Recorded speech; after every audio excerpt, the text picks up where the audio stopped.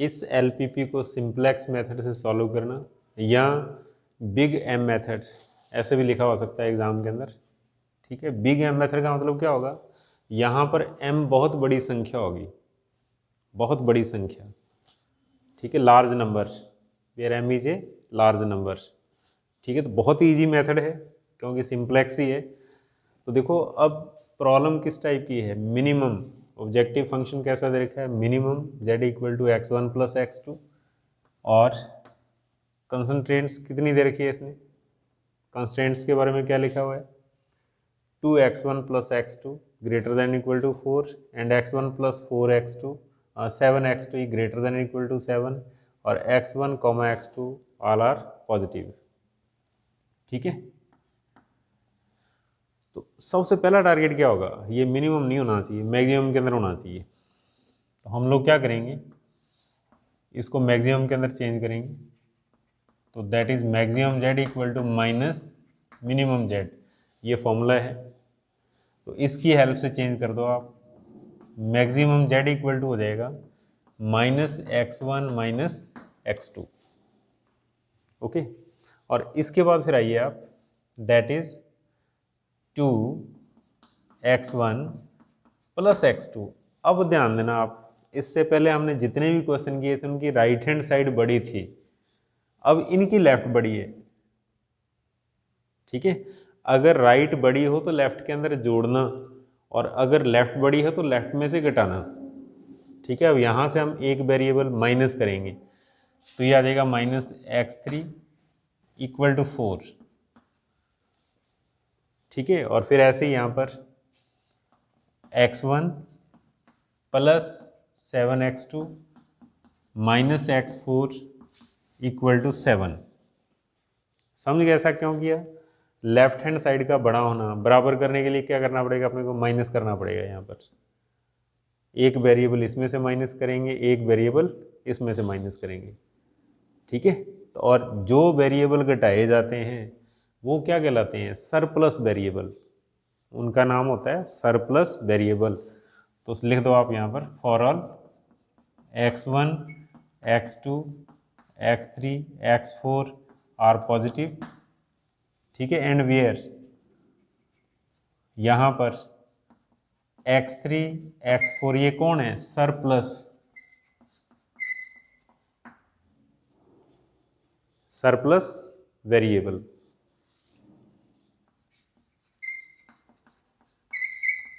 ठीक है, हिंदी के अंदर अधिक पूरक चर कहलाते हैं। स्लैग को क्या बोलते हैं, न्यूनता पूरक, इसको क्या बोलते हैं, अधिक पूरक। ठीक है, इंग्लिश वाला नाम बढ़िया है, सरप्लस वेरिएबल। ओके, हम तो इसके बाद ध्यान दो आप, अगर अब इसका हम कोफिशिएंट मैट्रिक्स बनाएं तो ये कितना बनेगा, 2 1 1 7 -1 0 0 -1, ये बनेगा लेफ्ट का। तो देखो ये इकाई मैट्रिक्स नहीं है क्योंकि माइनस आ गया इसके अंदर, तो इकाई मैट्रिक्स होना चाहिए अपने पास। ओके, और इसका ऑब्जेक्टिव फंक्शन अब आप क्या लिखोगे, ये लिख दोगे आप 0 x3 0 x4।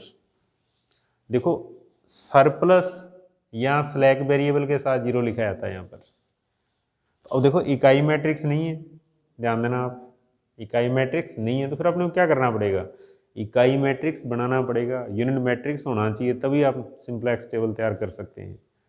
तो फिर अपने को क्या करना पड़ेगा, यहाँ पर एक एक्स्ट्रा वेरिएबल x5 और यहाँ पर एक एक्स्ट्रा वेरिएबल x6 जोड़ना पड़ेगा।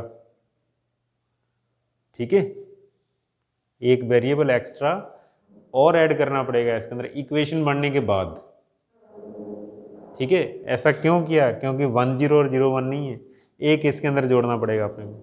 तो फिर आप उद्देश्य फलन के अंदर इनके लिए क्या लिखोगे, आप इनके लिए लिखोगे -m into x5 and -m into x6। x5 के सामने -m और x6 के सामने -m। और अब ये जो x5 और x6 हैं ये क्या कहलाते हैं, कृत्रिम चर। ठीक है, आर्टिफिशियल वेरिएबल, इनका नाम लिख दो आप, आर्टिफिशियल वेरिएबल, कृत्रिम चर। ओके, लिख देना आप प्लीज। तो अब आर्टिफिशियल वेरिएबल के सामने हमेशा ऑब्जेक्टिव फंक्शन के अंदर क्या आएगा, बिग एम आएगा, और लिख देना where M is large number, very large number, बहुत बड़ी संख्या है। तो जब बहुत बड़ी संख्या के सामने माइनस लगाए जाते हैं तो वो जीरो से भी छोटा आ जाता है, ठीक है। तो लिख देना वेरी लार्ज नंबर, बहुत बड़ी संख्या है, और इसके सामने माइनस लगते बहुत ही छोटा हो जाएगा, तो इसलिए कोई फर्क नहीं पड़ेगा यहाँ पर आंसर के ऊपर, ठीक है। तो ऐसा करते ही देखो आप, अब इसके अंदर 1 0 और 0 1 प्रेजेंट हो गया, तो इसका मतलब क्या हो गया, इकाई मैट्रिक्स तैयार हो गया इसके अंदर। तो फिर सुन लो आप, जब लेफ्ट हैंड साइड बड़ी है तो घटाना पड़ेगा, घटाएंगे तो इकाई मैट्रिक्स नहीं बनेगा।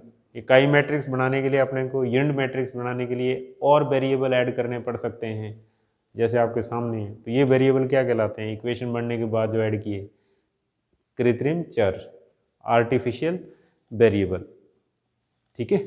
और आर्टिफिशियल के सामने हमेशा यहाँ पर क्या लिखा जाएगा, -m लिखा जाएगा, m बहुत बड़ी संख्या है, ठीक है। और स्लैक और सरप्लस के सामने क्या होते हैं, हमेशा जीरो होते हैं, ओके। तो आइए आप, इसके बाद हम फर्स्ट सिंपलेक्स टेबल बना सकते हैं। तो लिखो फर्स्ट सिंपलेक्स टेबल,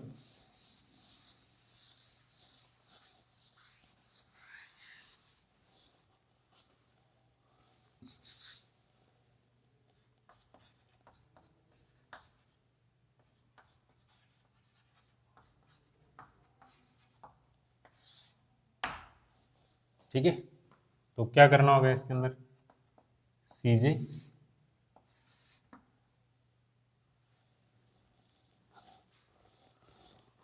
थोड़ा सा टेबल इधर रखिए,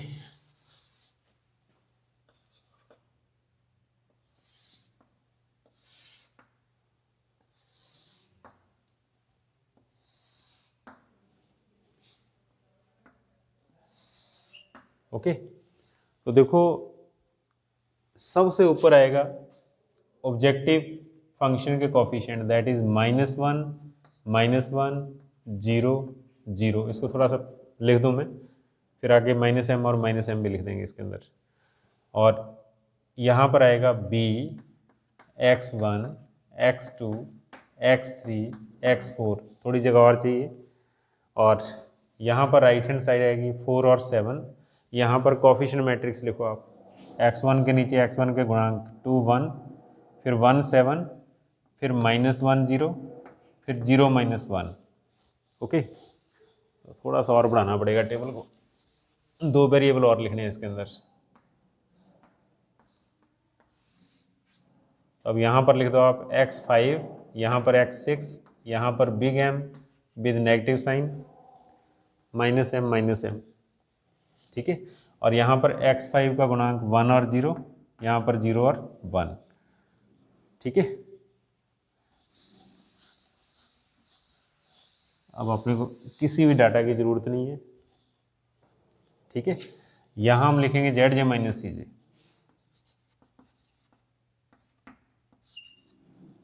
ओके। हाँ भाई, इसके बाद फिर आइए आप देखो, यहाँ किस चीज़ को लिखना है, एक्स बी और सी बी आता है हमेशा हर एक टेबल के अंदर। तो इकाई मैट्रिक्स का 1 ऊपर दोनों x5 और -m, तो यहाँ x5 और यहाँ -m। फिर इकाई मैट्रिक्स का 1 ऊपर दोनों चीज़ें x6 और -m, तो यहाँ आ जाएगा x6 और यहाँ -m, ओके। यानी कि यहाँ जो है वो इस यूनिट मैट्रिक्स को देखकर ही लिखना होता है अपने को, चाहे पहली टेबल है, चाहे दूसरी है, चाहे तीसरी है, ओके। तो अब आ जाओ आप zj - cj। हाँ भाई, -m का इन दोनों के साथ मल्टीप्लाई कितना हो गया, -2m और -m -3m, और माइनस ही हो जाएगा, तो क्या लिखेंगे हम, -3m + 1। और यहाँ पर -m -7m कितना हो जाएगा, -8m और +1, फिर यहाँ पर +m और यहाँ पर +m, क्योंकि माइनस का माइनस के साथ multiply, plus M minus zero क्या हो जाएगा, एम हो जाएगा। फिर यहाँ आ जाओ आप माइनस एम और ये घटाएंगे तो जीरो बनेगा। फिर यहाँ पर आ जाओ आप माइनस एम और ये घटाएंगे तो जीरो बनेगा। ये तरीका समझ आ रहा है कि नहीं आ रहा? मैंने लास्ट वीडियो के अंदर ही पूछा था, अगर जेड जे माइनस सी जे नहीं लिखना आ रहा तो मेरे से बात करो आप। ठीक है, बहुत ही सिंपल, इनका मल्टीप्लाई इनके साथ और जोड़ना है जेड जे माइनस सी जे और रिजल्ट यहाँ लिख देना आप। ठीक है, तो अब आइए आप next.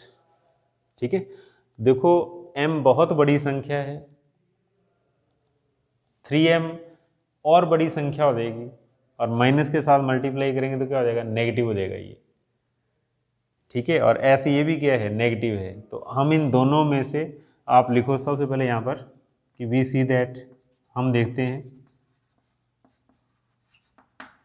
For all Z J minus C J positive नहीं है। ठीक है, तो इसलिए इस टेबल के अंदर दी गई एलपीपी का सॉल्यूशन उपस्थित नहीं है। तो फिर क्या करना होगा, मोस्ट नेगेटिव को चूज करना। मोस्ट नेगेटिव, सबसे ज़्यादा नेगेटिव -8 है में। ठीक है, यानी कि आपके सामने देखो, आप नंबर लाइन हम लोग पढ़ते हैं 0, -1, -2, -3, -4, -5। तो जैसे जैसे इधर जाएंगे नंबर छोटा होता जाएगा। Most negative -8m। ठीक है, इसको चुनना और उसके बाद फिर यहाँ पर की एलिमेंट के लिए बनाना, और की एलिमेंट के लिए हम लोग क्या करते हैं, मिनिमम रेशियो कैलकुलेट करते हैं। मिनिमम रेशियो, ठीक है, किस चीज़ का रेशियो होता है, 4/1, यानी कि एंट्री वेक्टर x2 है तो b के अंदर x2 से डिवाइड करेंगे हम, 4/1 एंड 7/7, 7/7। तो ये 4 आ रहे हैं और ये 1 आएगा, एक छोटा है, एक मिनिमम है। तो इसका मीनिंग क्या हो गया, इस एक के रिस्पेक्ट ये 7 क्या है, की एलिमेंट। ठीक है, तो फिर 7 के रिस्पेक्ट हम लोग कहाँ से बाहर आएंगे टेबल से, इकाई मैट्रिक्स का 1 और यहाँ पर एरो का साइन लगा दो बाहर। और अब ध्यान देना, अगर आर्टिफिशियल बाहर जा रहा है तो इसको नेक्स्ट टेबल के अंदर शामिल नहीं करना। नेक्स्ट टेबल से इसको हम हटा देंगे। ठीक है, तो आप रीजन लिख देना कि x6 आर्टिफिशियल वेरिएबल है, आउटगोइंग है, इसलिए इसको नेक्स्ट टेबल के अंदर शामिल नहीं करेंगे। तो मैंने इसके ऊपर ऐसे सर्कल लगा दिया अलग चौक से ताकि पता चले अपने को, इसको नेक्स्ट टेबल के अंदर हम शामिल नहीं करेंगे क्योंकि आउटगोइंग है। ठीक है, तो अब नेक्स्ट टेबल के अंदर वेरिएबल कौन कौन से होंगे, x1 से लेकर x5 तक। तो लिखो आप सेकंड सिंपलेक्स टेबल।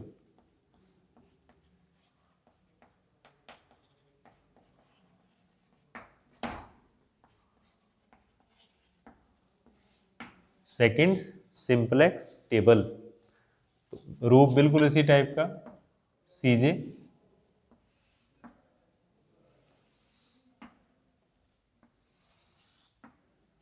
और वेरिएबल कहाँ तक लिखने हैं, x5 तक, x1, x2, x3, x4, x5।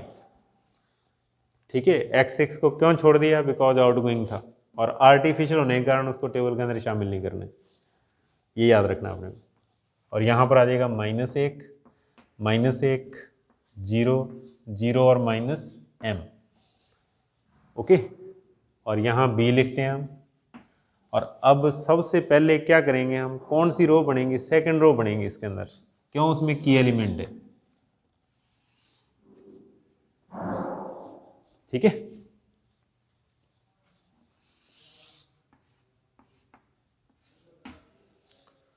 हम इस सेकंड रो कैसे बनाओगे आप, 7 से भाग कर दो, 7 से डिवाइड कहाँ तक, यहाँ तक। तो 7/7, 1, 1/7, ये 1, फिर ये 0/7 0 आएगा, फिर -1/7 आएगा, -1/7, फिर 0/7 का मतलब 0 हो जाएगा और ऐसे सिंबल लगा देना आप। ओके, और इसके बाद फिर पहली रो बनानी है, फर्स्ट पंक्ति बनानी है। तो क्या करेंगे हम, नई टेबल की फर्स्ट पंक्ति कैसे बनती है, पुरानी की फर्स्ट को बाहर लिखो आप पहले, 4 2 1 -1 0 और 1 यहाँ तक, ठीक है। की एलिमेंट के ऊपर क्या है 1, 1 को यहाँ लिखिए आप, तो 1 के साथ उसको नई से मल्टीप्लाई करो आप, तो क्या हो जाएगा, देखो आप 1 से मल्टीप्लाई करेंगे 1/7 1 0 -1/7 और 0, 1 से मल्टीप्लाई करके यहाँ लिख दो और फिर घटा दो आप, ठीक है। तो घटाने के बाद क्या होगा, 4 - 1 3, 14 - 1 13/7, फिर 1 - 1 0, फिर माइनस, और इसके बाद इस सेकंड टेबल की फर्स्ट रो क्या बनेगी, 3 13/7 0 -1 +1/7 और 1, ठीक है। घटाने के बाद लिखिए आप, दैट इज 3 13/7 0 -1 1/7 और 1, ठीक है। और जैसे ये डाटा कंप्लीट हो जाए इसको हटा देना यहाँ से, और इसके बाद फिर यहाँ बाहर हम क्या लिखेंगे, तो यहाँ आएगा x5 और -m, इकाई मैट्रिक्स का 1, फिर यहाँ क्या आएगा x2 और -1, ओके।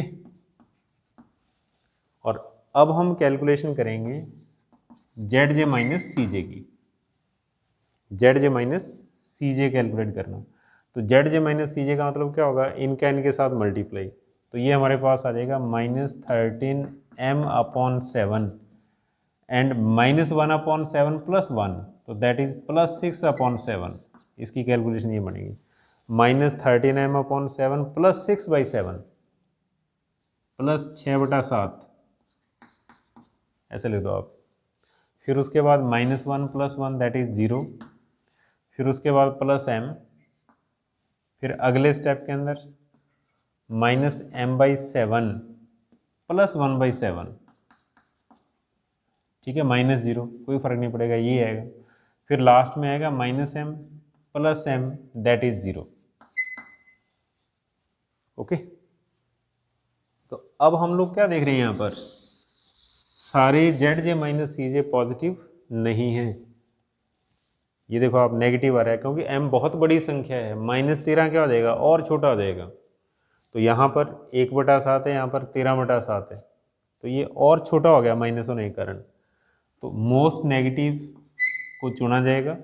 और अब आप ये फैक्ट लिखिए यहाँ पर, फॉर ऑल zj - cj 0 या 0 से बड़े नहीं है, तो इसका मतलब इस टेबल के अंदर गिवन एलपीपी का सॉल्यूशन नहीं है, ठीक है। तो फिर हम लोग क्या करेंगे, की एलिमेंट, और की एलिमेंट के लिए क्या करना होगा, मिनिमम रेशो 3 में ये लिखेंगे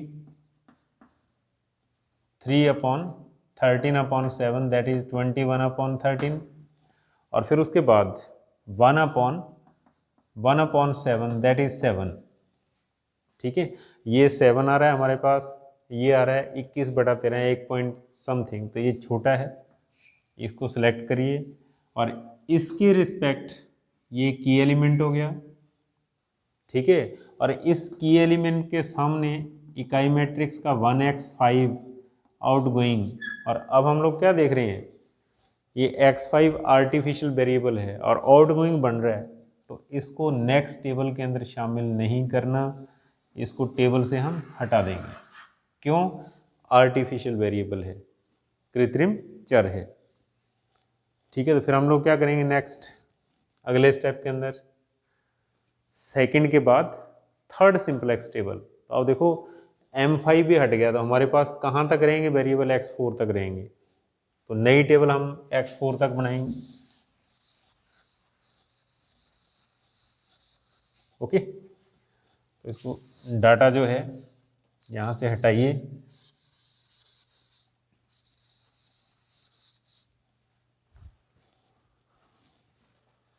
और इसको इस तरीके से बना दो आप। अगर सारे zj - cj पॉजिटिव आ गए तो की एलिमेंट की ज़रूरत नहीं पड़ेगी, नहीं तो फिर एक आधी टेबल और बन सकती है, ओके।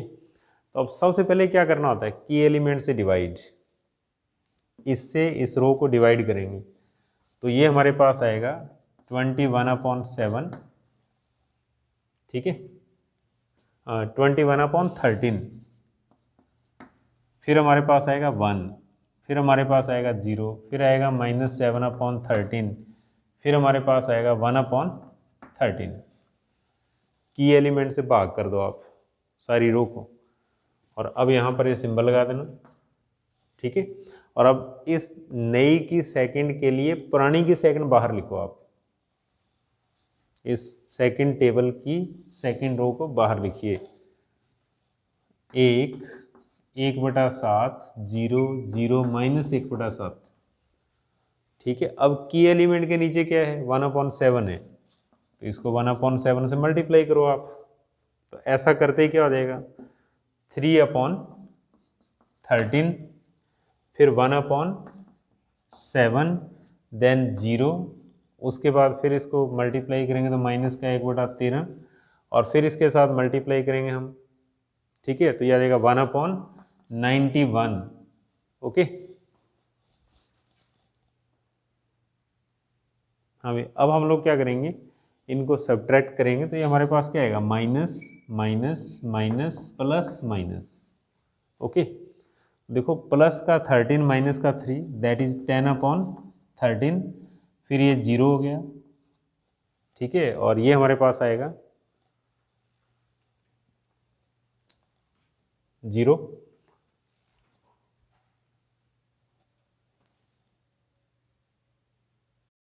हाँ भाई, प्लस और माइनस 0, 1 - 0 1, ये प्लस 1/13, और इसकी कैलकुलेशन बनेगी, एलसीएम 91 आएगा, -14/19, और 7 से कैंसिल होने के बाद कितना हो जाएगा, -2/13, दैट इज -2/13, ये जो लास्ट है।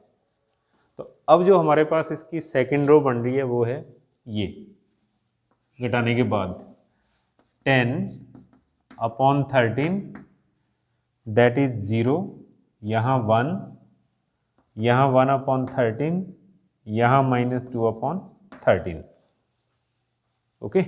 यानी कि उस पुरानी टेबल की सेकेंड रो में से की एलिमेंट के नीचे 1/7 है, 1/7 को इसके साथ मल्टीप्लाई करके पुरानी में से सब्ट्रैक्ट करना, ठीक है, और सब्ट्रैक्ट करने के बाद जो हमारे पास डाटा आ रहा है वो इसकी सेकेंड रो है। और इसके बाद अगले स्टेप के अंदर, ठीक है, क्या करना होगा अपने को, एक तो इसको हटाइए यहाँ से, इसकी अब जरूरत नहीं है, और उसके बाद यहाँ क्या लिखना है, x1 और -1, यहाँ आ जाएगा x2 और -1, ओके, और फिर इन दोनों का इनके साथ मल्टीप्लाई, -1 + 1 0, -1 + 1 0, 7/13, माइनस और माइनस प्लस 7/13 हो गया, और -1/13 हो गया, प्लस 7 - 1, दैट इज 6/13, फिर यहाँ पर -1/13 प्लस 2/13, दोनों का जोड़ हो जाएगा 1/13, ठीक है, -0, तो यही डाटा आएगा हमारे पास। तो अब हम क्या देख रहे हैं यहाँ पर, सारे ZJ - CJ पॉजिटिव हैं, तो लिख दो आप for all ZJ - CJ greater than and equal to 0। तो इसका मीनिंग क्या है, इस टेबल में दी गई LPP का सॉल्यूशन उपस्थित है, ठीक है, इस टेबल के अंदर गिवन LPP का सॉल्यूशन प्रेजेंट है। तो फिर सॉल्यूशन कैसे लिखोगे आप, लास्ट में सॉल्यूशन के लिए लिखो आप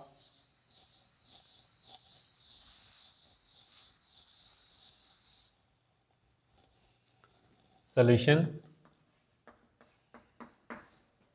हाँ भाई, देखो x1 x2 x3 x4 artificial variable solution के अंदर काउंट नहीं होते, ये ध्यान रखना आप, ठीक है। तो x1 की वैल्यू हमारे पास है 21/13, इसके सामने x2 की वैल्यू है 10/13, और x3 एबसेंट है दैट इज 0, x4 भी एबसेंट है दैट इज 0। ओके, और उसके बाद फिर हम लिखेंगे उद्देश्य फलन मिनिमम z, मिनिमम में दिया हुआ है स्टार्टिंग में कितना, x1 प्लस x2, ठीक है, और इसके अंदर वैल्यू पुट कर दो आप, तो ये हमारे पास आ जाएगा 21/13 प्लस 10/13 दैट इज 31/13, और ये इस प्रॉब्लम का सलूशन है। ठीक है, यहाँ से लेकर यहाँ तक सलूशन है। ओके, तो प्लीज़ थोड़ा सा ध्यान से सुनिएगा वीडियो और होपफुली आपको समझ आएगा। ठीक है, थैंक यू।